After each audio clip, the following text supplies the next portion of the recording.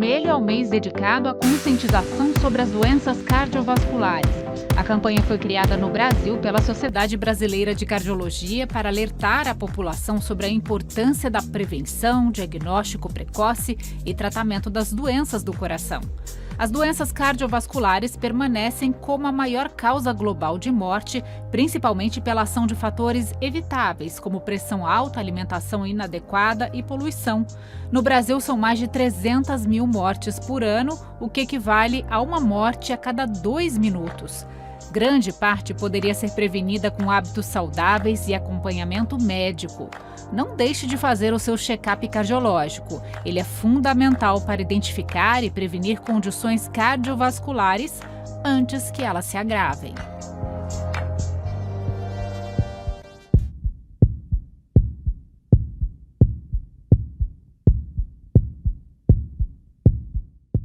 Tá aí, então aproveitem para mandar perguntinhas ao vivo, porque ela está de volta, ela é cardiologista, ela é nutróloga, especializada em medicina da culinária. Muito especial, doutora Carla Gouveia com a gente.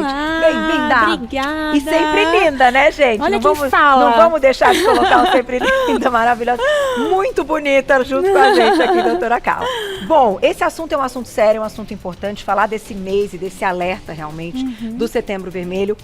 Te pergunto já, doutora, quando a gente fala de hipertensão, talvez a grande questão e os desafios é porque ela é uma doença silenciosa e por isso as pessoas descuidam muitas vezes, Sim. né, de aferirem a pressão, enfim, e pensarem que a hipertensão é que está por trás de outros problemas que chegam. Exatamente. Essa é uma questão que é muito séria, porque ela é uma doença silenciosa e as pessoas confundem muito, né? Porque, eu tô com uma dor de cabeça e eu vou aferir a pressão. Eu falo, é justamente quando você não tem que aferir. Entendi. Porque se você está sentindo dor, a sua pressão vai subir. Então, assim, eu faço muitos diagnósticos de pacientes que não têm sintoma nenhum. Entendi. E aí você vai fazer um exame de rotina, vai no consultório, mede a pressão, tá alta. Mas eu não sinto nada, doutora. Então, realmente é silencioso, né? E ela vem vindo com o passar dos anos. O envelhecimento também é algo que pode estar por trás da hipertensão. Com certeza. O envelhecimento é um fator, né, muito importante, que ele vai fazendo o enrijecimento, né, das artérias, e com isso vai aumentando, então, realmente ali a pressão. Mas muitos casos, Carol, é genética mesmo. Olha então, eu só. tenho muitos pacientes jovens que têm pressão alta, né, por conta da questão genética. Genética. Então, tem caso na família, já é algo a ser relatado para o médico em primeiro lugar. Exatamente. Exatamente. E qual deve ser, agora a gente vai falar um pouquinho de pressão, daqui a pouquinho doutora vai ensinar como a gente vai aferir a pressão em casa. Olha que legal essa parte da aula, porque parece muito simples, mas muita gente não sabe, né? Precisa seguir muito ali importante. algumas questões. Mas... E é importante, desculpa te atrapalhar, não, pode falar. Porque se você faz uma aferição errada na sua casa, eu vou te tratar errado. Né? Entendi. Então é muito importante entender as coisas que a gente vai falar sobre isso. E a frequência para aferir a pressão? As pessoas precisam ter uma frequência, dependendo da idade? Não, assim, não existe muito essa regra da frequência, mas existe algo que a gente chama de monitorização residencial da pressão arterial, que está em diretriz, é um estudo que faz sobre isso. Então, se você vai no meu consultório, por exemplo, eu vou aferir sua pressão no meu consultório, eu falo, nossa, Carol, sua pressão tá alta. Vamos confirmar? Porque muitas vezes é a famosa hipertensão do jaleco branco. Sem dúvida. Chegou ali na consulta. E olha que eu nem uso jaleco no meu consultório. Mas é muito frequente. Dá uma ansiedade, né? Dá uma ansiedade. Então eu vou falar, olha, Carol, então eu tenho um papelzinho que eu vou te dar para você fazer as medidas. E aí, geralmente, assim, por diretriz, são cerca de 7 medidas em 48 horas. Mas a gente faz, geralmente, uma semana, faz 3 medidas por dia, né? E vai fazendo esse mapazinho, né, da sua pressão. Perfeito. E isso, eu acho, como você disse, tem pacientes jovens que já podem apresentar, a gente precisa, então, colocar isso na vida de jovens como um hábito também de aferirem a pressão, porque tem muita gente jovem que passa, assim, por ele e nunca aferiu. E é muito frequente, muito frequente. Está sendo cada vez mais frequente. Uma outra característica, uma outra causa também, a mulher quando vai entrando no climatério. Então, eu nunca tive pressão alta, estava tudo bem, de repente, aí começa a alterar a pressão. Tá. Por conta do climatério, por conta das oscilações hormonais. Então, assim, mulher entrando no climatério, eu já falo, mede um pouquinho a sua pressão, né? Faz algumas medidas, presta atenção nisso, porque isso é um fator também que a gente precisa olhar. Então vamos fazer o seguinte, doutora, antes da gente ir para a nossa aula de sal, que falando em hipertensão, a gente vai falar do consumo do sódio, né? E a doutora vai contar aqui um pouquinho a respeito do sal que a gente tem hoje à venda. Vamos aferir minha pressão? Vamos. Então tá bom. Meninos, convido, vamos lá para nossa sala. Ó, doutor, o seu equipamento. Vamos descobrir então se tá tudo bem com a pressão da apresentação. Esse só momento, faltava, né? Momento de tensão. Eu fico muito tranquila. É porque no momento que eu tô aqui, eu estou concentrada. É o momento do dia que você também tá ali, né?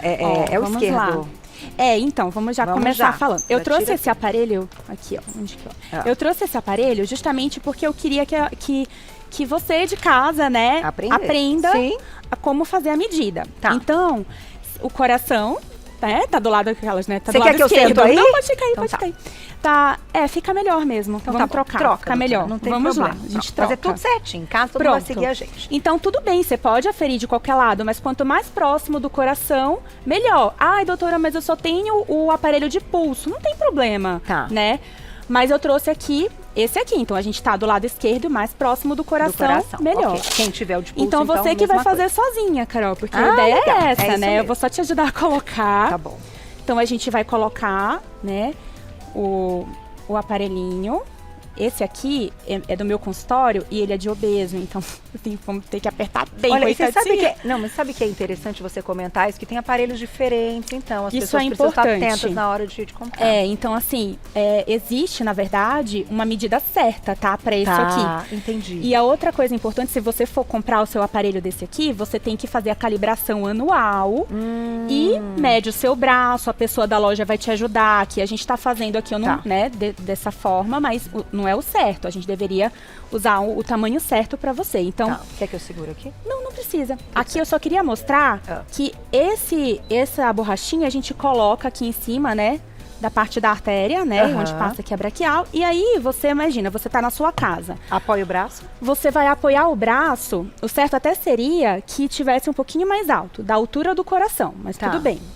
Então, você vai apoiar o braço, você vai descruzar as pernas, porque se você cruza a perna, pode aumentar um pouquinho a sua pressão. Tá? E o salto não tem problema, né? Não tem problema. O ideal é sem salto, né, gente? Sim. O ideal é sim. Então, descruzou as suas pernas. Durante a medida, você não pode falar, tá? E aí, o ideal é que você não tenha tomado café, que você não tenha feito nenhum tipo de alimentação, nenhum tipo de exercício ali na última horinha, tá bom? Finge que não conta as minhas andadas. Não, finge que ela não chegou aqui. Ai, gente, bom dia. Finge que eu não entrei, meio animada. Vamos lá. Aí, ó, você vai ligar. Vamos ligar o aparelho. E você vai dar o start. Ok. Vamos ver. Às vezes ele dá erro, porque como ele é de obeso, ele pode não dar a pressão certa, mas... Deixa eu ver. Agora vai. Então não pode falar. Se controle. Ele vai demorar um pouquinho, eu posso ir explicando também, né? Então, durante a aferição, como eu falei, não pode falar. E uma coisa importante, nossa, briguei com meu marido, tô super estressada, vou medir a pressão. Vai dar alta. Vai dar alta, porque na hora que você estiver estressada, né, subiu ali a sua adrenalina e você vai estar com a pressão mais alta mesmo, tá? Ou então, tô com muita dor de cabeça. A minha tá alta. Tá alta.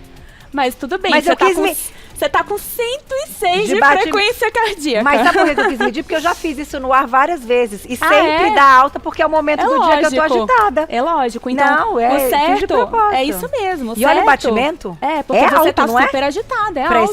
Pressionar. E você corre, né? Provavelmente seu batimento deve ser bem baixo. Depende do momento do treino. Porque você é agitada. Mas isso, então, e eu fiz de propósito porque as pessoas precisam ter essa ideia dos pontos, dos horários do dia, que elas têm o ápice de energia. E a pressão tá ligada a isso também, não tá? Sim, claro. Eu gosto de... um bom horário que eu acho pra medir antes de dormir e ao acordar. Tô certa, doutora? Não, uma coisa importante que você falou, em casa de manhã ao acordar é um horário que a gente tem um pico de cortisol. Então, é um dos horários que tem maior nível de pressão arterial. Mas o ideal é que você tenha momentos ao longo do dia, durante a manhã, durante a tarde. Mas, por exemplo, se você estivesse fazendo, o que eu ia te falar, Carol? Pega 5 minutinhos, fecha os olhos, fica tranquila. Faz a yoga que a gente mostrou. Faz a sua yoga. E aí você mede. Sim. Né? Não aqui, ao vivo, assim, né? Não, lógico. Mas eu já fiz isso outras vezes. Eu imagino. Algumas vezes mesmo. E sempre, doutora, o horário que eu tô dentro do ao vivo é sempre o batimento mais alto. Eu já vim, né, com um relógio que marca batimento também. Depois eu pego o histórico. Sim, é impressionante. É uma coisa impressionante. Porque é um negócio da energia. É energia, claro. Ligada, né? Se eu medir a minha, com certeza vai dar alta também. Mas depois... Fica tranquilo, não precisa medir não, doutora. Hoje. Mas aí a gente tirou o aparelho, ok. Pronto. E aí você vai anotar, geralmente, a pressão. E se o seu médico pediu que você anote o pulso, também tem o pulso. Ah, isso é legal que também mede a frequência cardíaca. A frequência é uma coisa tão interessante da gente falar também. Vamos falar daqui a pouquinho. Vamos entrar no assunto do sal. Vamos. E colocar a perguntinha do público e depois a gente fala da frequência cardíaca, que tem muita gente que tem dúvida também. Se a gente conseguisse colocar a tabelinha. Vou só colocar essa perguntinha que já tá pronta, a gente já vai pra nossa tabelinha. Olha lá. Clésia, obrigada, um beijo. Sempre tive pressão normal. Entrei na menopausa, a pressão subiu um pouco, é normal? Bendita menopausa. Eu não tô nela ainda, mas eu tô caminhando, né? A gente vai caminhando. Depois dos 40 a gente já vai caminhando, né? Não tem jeito. E foi o que eu acabei de falar pra você, né, Carol? Então, principalmente, assim, esse momento do climatério, dessa oscilação hormonal, é um momento que acaba fazendo com que a pressão arterial suba. Então, por isso que a gente tem que estar mais ligada.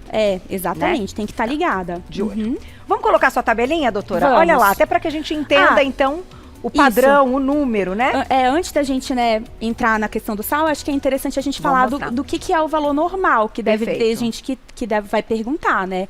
Então, a medida de falar, eu sou hipertenso, maior ou igual a 14/9, né? Então, doutor, o que é a máxima, a mínima? 140/90, que com a intimidade a gente fala 14/9. Entendi. O 140 é a máxima e o 90 é a mínima. E tem uma relação entre esses números, sim, né? Entre tem, eles. mas basicamente é isso. Por exemplo, você pode ter uma hipertensão só sistólica, que é a máxima. Entendi. Que é muito comum no idoso. Por exemplo, tem gente que faz, assim, 16/7.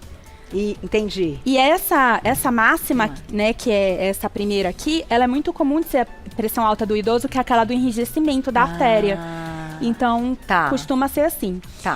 E aqui a gente tem a monitorização, mas isso aqui é muito pro médico, né? Mas a monitorização residencial, que é essa aqui, a gente já considera valores de 135/85. Ok. E entre 13 e 14, a gente considera uma pré-hipertensão. Sim. E entre 8 e 9 também. Também, aqui do segundo valor. Isso. A partir daqui de 14/9 já seria hipertensão arterial. E a pressão baixa? Porque a gente não está falando de pressão baixa, mas tem muita gente que, né, passa mal, tem pressão baixa com frequência. Sim, interessante você falar. É um outro assunto, porém, assim, não existe um diagnóstico de pressão baixa. Existem pessoas, por exemplo, você provavelmente deve ser, fora do ao vivo, você é magrinha, você faz exercício, você se alimenta bem, a sua pressão deve ser um pouquinho mais baixa. É bem baixa, é normal. Então, não ela é normal pra você. Sim. Tá tudo bem. Sim. Né? Mas, por exemplo, eu tenho muita hipotensão postural. Então, além de eu ter a minha pressão mais baixa, se eu tô sentada ali e levanto rápido pra cá, muitas vezes eu preciso me segurar. Entendi, dá uma tontura. Então, tem um pouco de relação com isso, que a gente chama vasovagal, hipotensão postural. É muito comum. Também é muito comum. Tá certo. Vamos falar um pouquinho do sal e já a gente coloca perguntinhas do público, então, na @VocêBonitaTV. Aproveitem, porque a doutora agora vai dar aula aqui, com, né, como a gente escolhe o nosso sal. E depois tem receita dela, hein, gente? Volto a lembrar.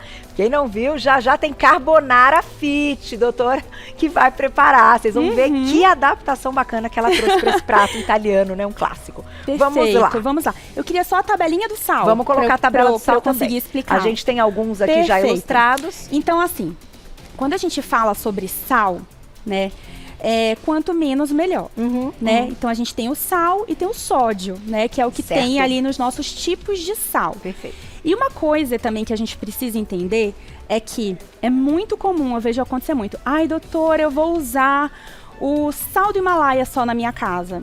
Só que o paladar da pessoa está acostumado com aquele tipo de sal e ele vai jogando mais, então não adianta. Entendi. Então também você tem que tomar cuidado com isso, porque às vezes o sal de cozinha você usa uma pitada, o sal do Himalaia você usa 5. Entendi. Então, verdade, pegadinha, né? Temos que estar atento. Pegadinha. Então, para a gente entender qual que é o sal mais saudável, digamos assim, a gente precisa entender o quanto que eu tenho de sódio em cada sal. Perfeito. Então, por exemplo, o sal líquido eu tenho 100 miligramas, comparado o sal light eu tenho 200 miligramas. Eu quero comparar, passa uma Vamos para a próxima, olha lá. Aqui a gente está, então, só para eu trazer, do menor para o maior. O sal de cozinha, que é aquele sal que a gente tem lá, 400 miligramas de sódio. É bastante. Pronto, então esse é o que a gente está acostumado. O que eu consegui reduzir sem aumentar a quantidade, tá ótimo. Tá ótimo, né? Entendi. Olha, mas tem bastante flor de sal, né? É isso que eu queria mostrar. Flor de sal, a pessoa acha lindo flor de sal. Pois é, ele gostoso. tem muito sódio. E o sabor dele é muito suave. Então você vai tacar sal na sua comida. E fica bom no churrasco, né? E é justamente Você sabe aí que eu gosto de usar a flor de sal para coisas assim, tipo uma sobremesa, uma coisa mais delicada. No docinho. Aí tem o sal grosso. Que é 400 miligramas, que geralmente a gente usa no churrasco, que também é bastante. Que também é bastante. Tá. Você consegue voltar? Vamos voltar para o anterior, olha lá, pra gente mostrar os que tem menos. O sal light, então, pode ser uma boa opção. O sal light, ele é uma excelente opção para quem tem pressão alta, até porque ele é rico geralmente ele é rico em potássio, que é bom para pressão, que diminui a pressão. Tá? O que a gente precisa só tomar cuidado com sal light, que eu sempre alerto os pacientes, é se o paciente tiver disfunção renal. Então, se ele tiver alguma alteração renal, aí a gente tem que tomar cuidado, porque eu não posso usar muito potássio. Entendi. Tá? Agora, o sal marinho, falam muito do sal marinho, né? Porque não tem o iodo. Mas você viu que ele também tem... Também tem bastante. De todos eles, Carol, o melhor é o sal do Himalaia. Você viu, ó, tem 230 e o sal light também, né? Tá. Mas assim, eu gosto muito de recomendar para os pacientes o sal do Himalaia, porque ele tem 230 miligramas de sódio. Agora, eu só queria falar uma coisa. Estão todos aqui, ó. Eu acho muito interessante a gente falar sobre o glutamato monossódico. Vamos falar. Ele é um realçador de sabor gritante, né? E aí, muita gente fala mal, que tem as suas questões, porém, tem muitos estudos do uso do glutamato monossódico para redução de pressão arterial, porque você vai realçar o sabor e diminuir o sódio. Entendi. Então, se você usar um pouco dele, você vai usar menos sal. Entendi. Então, existem vários estudos. Olha que interessante. Que podem ajudar a reduzir. Porque ele é composto, ele não tem sódio. É outra composição. É outra composição. Ele é outra composição. Entendi. Entendeu? Por mais que tenha algumas questões, enfim, que são discutidas. Tem questões discutíveis, né, a respeito disso. Mas ele tem por isso que eu trouxe esse ponto. Não vou nem entrar nesse Não, nesse né? aspecto, Fica imaginando. Mas assim, interessante. Eu acho interessante. Não, eu acho legal que a gente abra esse espaço exatamente para esses olhares, para os novos olhares, né? A doutora está aqui para você de casa conversar com o seu médico e falar, puxa vida, eu estou realmente ultrapassando o que eu posso de sódio. Então, será que durante o dia usar em alguma outra refeição o glutamato? Exato, dependendo, um paciente que tem uma hipertensão arterial muito resistente, né? Às vezes é um idoso que fala, já não come. Aí vai comer sem sal, aí não coloca o glutamato.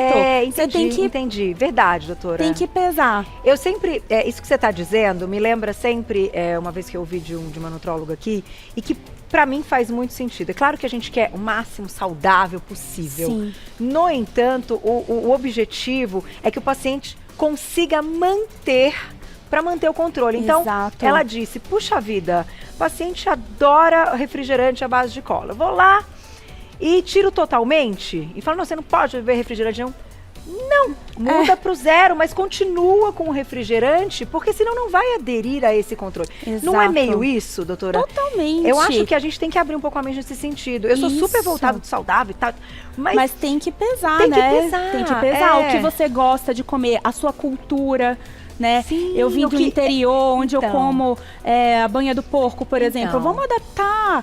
Então, tem que ter vida também, né? Isso aí, tem coisa que é inegociável. Tem coisa pro coração. Ai, que linda essa frase. Tem coisa que é inegociável pro coração. A gente também tem que ter o equilíbrio. Chegar no equilíbrio. Exatamente. Perguntinha do público, doutora, quem escreveu pra gente na tela. Obrigada, Silvana, um beijo. Atividade física ajuda a diminuir a pressão arterial? Sim, com certeza. Durante o treino, a sua pressão sobe. Então, por exemplo, se o paciente tem uma pressão alta e ele tá ali naquele momento de controle, eu falo, mede a pressão antes de ir, tá tudo bem, pode ir. Porque com o tempo vai tendo relaxamento, dos vasos e a sua pressão vai diminuindo. Ah, entendi. Então, com certeza ajuda. É legal aferir após a atividade, dar um tempo ali, uma horinha depois? Você pode aferir, geralmente ela vai estar mais baixa. Entendeu? Uma horinha depois ela vai dar uma caída. É a hora vai que dar o relaxamento, né? O relaxamento. Você que corre deve sentir, né? Dar aquele...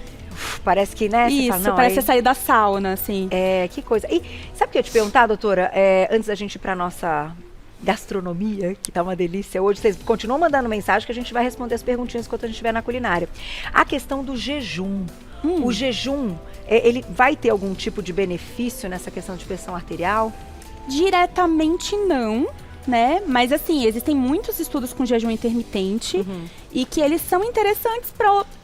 Acaba que indiretamente pode ajudar pelo controle do peso, o controle glicêmico. Entendi. Na perda de peso como um todo, pensando e até no equilíbrio hormonal. A perda de peso, você falou um ponto super importante. Quando eu começo a tratar a obesidade de um paciente que é obeso e hipertenso, eu já falo, comece a aferir a sua pressão, porque vai cair a pressão arterial. Entendi. Vai perdendo peso e então nota-se que a pressão acompanha. Ela começa a cair. Então, muitas vezes a gente tem até que tirar o remédio. Por isso tem que estar sempre atento, gente.